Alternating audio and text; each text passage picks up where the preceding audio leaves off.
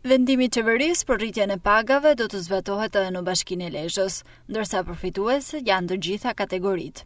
Këshilli Bashkiak miratoi projekt vendimin për pagat e funksionarëve të zgjedhur dhe të emëruar, nënpunësve civil, punonjësve të administratës, atyre mbështetës, si dhe për masën e shpërblimit mujor të këshilltarëve dhe kryetarëve të fshatrave. Janë të parashikuar në buxhet sepse ka qenë i lajmëruar me kohë nga qeveria, edhe bashkia i ka marrë gjitha masat që të parashikohen në buxhetin e vitit këto ndryshime.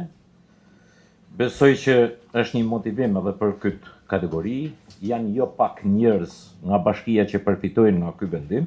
Ne kemi parashikuar në buxhetin e vitit 2025, për buxhetin e vitit 2026 i miratuar në fund të vitit 2025, edhe ndryshimin për punojësit mbështetës, që janë rreth 315 punojës që përfitojnë nga ky ndryshim, ka një ndryshim në pagën 10.000 lekë për secilin punojës, ku përfshihen sanitare, magazinier, hidraulik, elektrik, gjitha llojet e shërbimeve mbështetëse në bashkinë. Me tepricat e vitit të kaluar dhe bashkë me ndryshimet në struktura ose me vendet vakante që do të jenë gjatë kësaj periudhe, domethënë dhjetor, janar i shkurtit, do bëjmë ndryshime të buxhetore, domethënë do të kemi një vendim tjetër bashkë me efekte financiare. Përfaqësuesja e Partisë Demokratike në Këshillin Bashkiak, Donika Ndoj, ngriti shqetësimin se po mbahen në punë personat që kanë mbushur moshën e pensionit apo të tjerë që paguhen fiktivisht. Ndërsa akuzave ju përgjigj kryetari i Bashkisë Lezhë, Pirin Ndreu. Sa i përket punonjësve teknik, në fakt kjo fleta numër 3 shoh që në 3 vende thot shofer,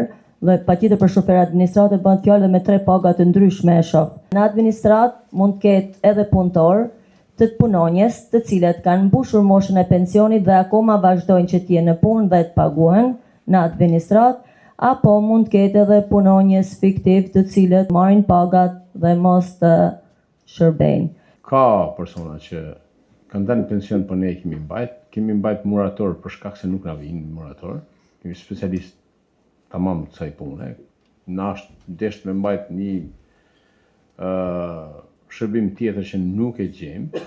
Ka qëllu për ja 3 vjeç që më ka ndodhur me ja 3 punëtorë që s'kishin punë me njësi, janë shkarkuar nesër në vend.